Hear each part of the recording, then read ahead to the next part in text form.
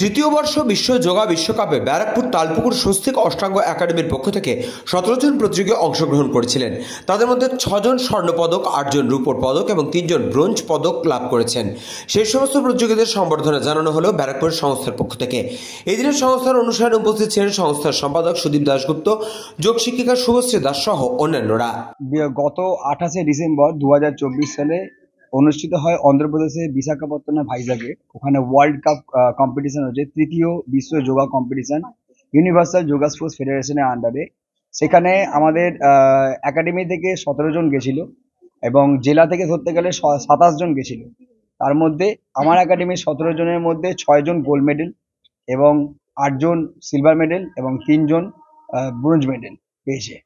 এবার ওখান থেকে সফল হয়ে এবছর কৃতিভাবে অনেকটাই বিরাট সাফল্য কামনা হয়েছে। কিন্তু এটা আমাদের শুরু হয়েছে 2024 ফেব্রুয়ারি মাসে আমাদের ডিস্ট্রিক্ট হয়। সেই ডিস্ট্রিক্ট কম্পিটিশনে আমাদের 72টা ক্যান্ডিডেট নেমেছিল। সেই 72 থেকে ডিস্ট্রিক্ট থেকে স্টেট, স্টেট থেকে ন্যাশনাল, ন্যাশনাল থেকে ইন্টারন্যাশনাল, তারপরে ওয়ার্ল্ড কাপে আমাদের সেখান থেকে কাটছাট হতে হতে 17 জন গিয়েছে এবং 17 জনই যে বিজয়ী হয়ে এসছে এর জন্য আমরা খুবই আনন্দিত এবং ইউআইএসএফ কেও একটা আমাদের তরফ থেকে অশেষ অশেষ ধন্যবাদ। কৃষ্ণা পালিতের রিপোর্ট, নিউজ বঙ্গ টাইম।